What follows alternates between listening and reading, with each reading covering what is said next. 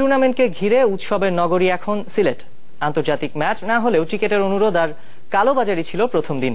জাতীয় তারকাদের দেখতে 50 টাকা টিকিট কয়েক গুণ দিয়ে কিনতেও আপত্তি নেই ক্রিকেট প্রেমীদের। তবে তারপরও হতাশ হয়েছে অনেকেই। আর সিলেটবাসীর এই আগ্রহে উদ্বুদ্ধ বোর্ড প্রেসিডেন্ট নাজমুল হাসান। টানা অবরোধে জনজীবন বিপর্যস্ত, দৈনন্দিন কাজ ব্যাহত হচ্ছে, দুর্ঘটনার শঙ্কা পদে পদে। সেসব ভুলে সিলেট বিভাগীয় স্টেডিয়ামের সামনে উত্তাল অবস্থা, দীর্ঘ সারি, চাই একটা টিকিট। আন্তর্জাতিক কোনো ম্যাচ নয়, ঘরোয়া টি-20 টুর্নামেন্ট, কিন্তু সেটাই নতুন সিলেটবাসীর জন্য। অনেক গর্ববোধ করি আমাদের নিজের স্টেডিয়ামে খেলা টিম আসছে।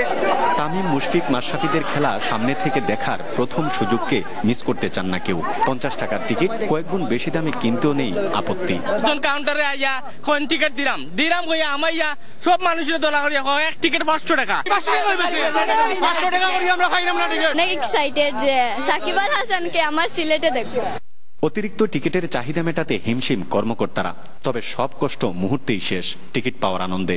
সিলেটে আসলে প্রথম খেলা থাকায় ন্যাশনাল টিমের প্লেয়ারদের দেখার জন্য এখানে টিকিটে গতকালকে রাত্রে থেকে প্রচুর টিকিট বিক্রি হতেছে, আমরা চিন্তা করতে পারবেন না। এবং আমরা সিলেটবাসী আমরা খুবই খুশি যে আমরা এত টিকিট বেচতে পারছি এবং আজকে প্রচুর দর্শক সমাগম থাকবে। সিলেটও পয়লা খেলা ভাই খুব ভালো লাগে। আমরা সেই আন্তর্জাতিক ম্যাচ হোক, সব টিম ম্যাচ আমরা সিলেট হোক।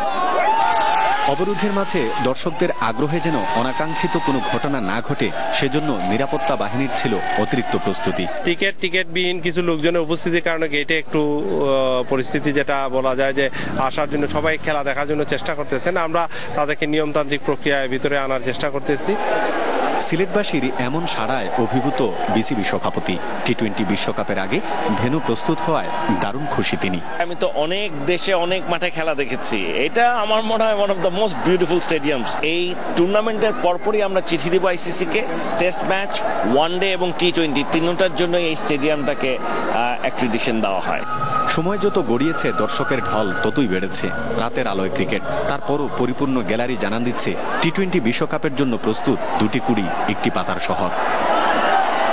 গুলজার আহমেদ, চ্যানেল 24, সিলেট।